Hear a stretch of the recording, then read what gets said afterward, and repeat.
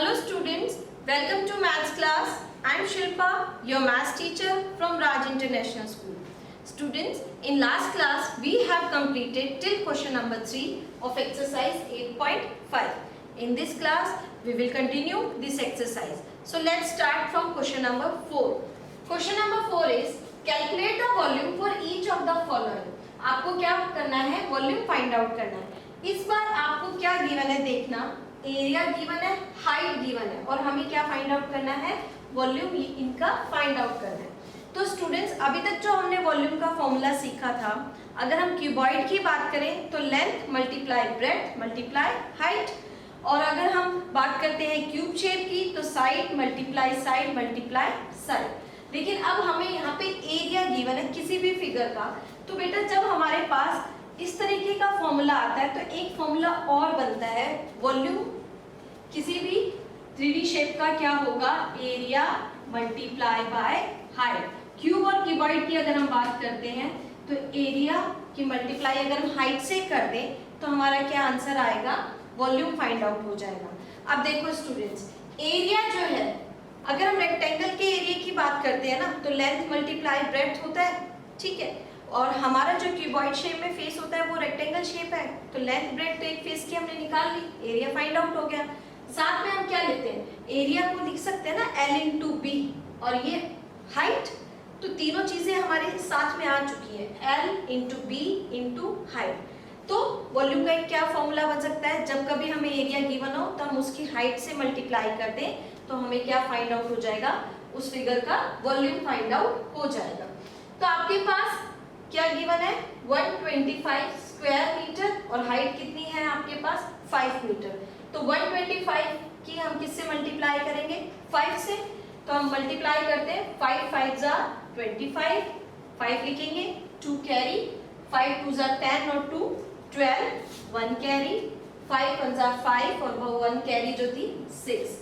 अब जो हमारी वॉल्यूम की यूनिट क्या होती है? Cubic metre. जो भी मीटर सेंटीमीटर गिवन है वो होगी, यहाँ मीटर गिवन है। देखो स्क्वायर में मीटर का मतलब 2 टाइम्स मीटर है, एक टाइम और मीटर गिवन हो गया मल्टीप्लाई में तो 3 टाइम्स हो गया, तो हम यूनिट में क्या लिखेंगे? Cubic metre. ओके, हमने क्या किया? 125 की किससे मल्टीप्लाई की? अगर ए पार्ट की बात करें तो 125 की मल्टीप्लाई करी थी हमने 5 से, ठीक है, क्योंकि फॉर्मूला क्या है? Area multiply by height. Next हमारा है B part, 148 square centimetre and 16 centimetre. तो बी पार्ट में आपको क्या करना है? 148 की मल्टीप्लाई किससे करनी है? 16 से। तो 148 मल्टीप्लाई बाय 16 हम इसकी करते हैं, 6 8 जा 48,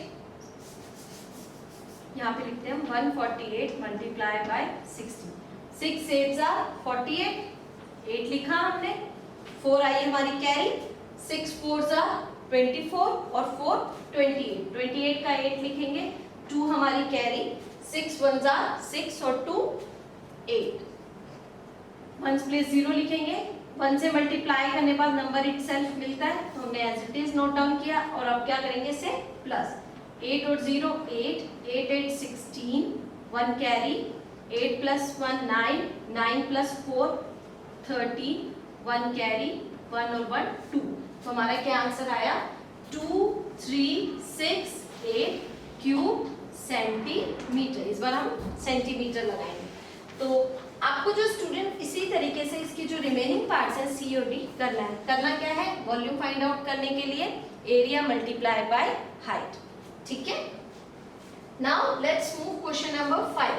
क्वेश्चन नंबर 5 है fill in the missing entry in each of the following. आपको क्या मिसिंग एंट्री फाइंड आउट करनी है? लेंथ गिवन है, ब्रेड्थ गिवन है, हाइट नहीं दी हुई, वॉल्यूम दिया हुआ है, ठीक है। तो आपको पता है बेटा, अगर हम वॉल्यूम को V से लिखते हैं, फॉर्मूला क्या होता है? L multiply B multiply H। Suppose मुझे कोई भी एक चीज फाइंड आउट करनी है, इन केस में मुझे L फाइंड आउट करना है तो डेफिनेटली वॉल्यूम हमें गिवन होगा, तो क्या फॉर्मूला बनेगा? वॉल्यूम अपॉन में L वहीं रखेंगे, B मल्टीप्लाई H। अगर मुझे ब्रेड्थ फाइंड आउट करनी है तो वॉल्यूम अपॉन में L मल्टीप्लाई H, और इन केस मुझे H फाइंड आउट करना है तो वॉल्यूम अपॉन में L मल्टीप्लाई बाय B, हम डिवाइड कर देंगे। तो ये इनके फॉर्मूलेज है। कोई भी एक चीज अगर हमें फाइंड आउट करनी है, तो सपोज L फाइंड आउट करना है तो वॉल्यूम को किससे डिवाइड करेंगे, B मल्टीप्लाई H से। B फाइंड आउट करना है, L मल्टीप्लाई H से डिवाइड करेंगे वॉल्यूम को। H फाइंड आउट करना है, वॉल्यूम को L मल्टीप्लाई B से क्या करेंगे, हम डिवाइड करेंगे। तो जो भी हमें चीज फाइंड आउट करनी है, हम ये फॉर्मूला अप्लाई करेंगे, क्योंकि हमें यहाँ पे देखो वॉल्यूम फाइंड आउट करना है, सॉरी वॉल्यूम गिवन है। जब हमें वॉल्यूम फाइंड आउट करना है तो सिंपल हम तीनों की क्या करते हैं, मल्टीप्लिकेशन। अब हमें ये मिसिंग टर्म है, तो देखो ए पार्ट कैसे सॉल्व करेंगे, ए पार्ट में H फाइंड आउट करना है, फॉर्मूला कौन सा अप्लाई करेंगे, H के लिए क्या फॉर्मूला है हमारे पास, वॉल्यूम अपॉन में L मल्टीप्लाई B। वॉल्यूम है हमारे पास 560 मीटर क्यूब है, मींस 3 टाइम्स मल्टीप्लाई में मीटर। ओके, तो देखो अब आंसर यूनिट में कैसे आएगा वो मैं आपको सिखा रही हूँ। 3 टाइम्स लिख सकते हैं, मीटर क्यूब है। अब लेंथ है हमारे पास 8 मीटर, ब्रेड्थ है हमारे पास 10 मीटर। देखो मीटर से मीटर्स कैंसिल हो गए, 0 से 0 कैंसिल हुआ, 8 1 जार 8, 8 7 जार 56। तो हमारा क्या आंसर आया, 7 मीटर। तो हम यहाँ क्या फिल करेंगे, 7 मीटर। अगर हम बी पार्ट को सॉल्व करते हैं, देखो अगर बी पार्ट में हमें क्या फाइंड आउट करना है, एल के लिए क्या हमें क्या फॉर्मूला है, V upon B multiply H। यहाँ कैपिटल गिवन है तो हम कैपिटल वर्ड यूज कर सकते हैं। V है हमारे पास 480 अपॉन में 12 मल्टीप्लाई 8। अब देखो यूनिट सेम है, centimetre centimetre centimetre cube.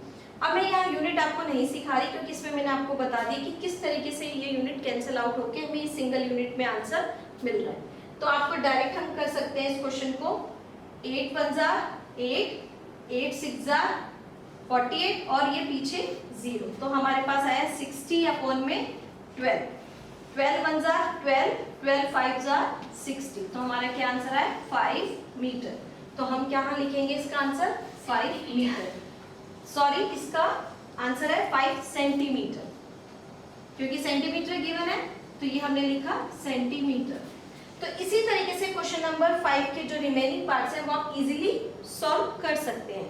Students, still if you have any doubt, any query, you can contact me. In next class we will do next question of this exercise.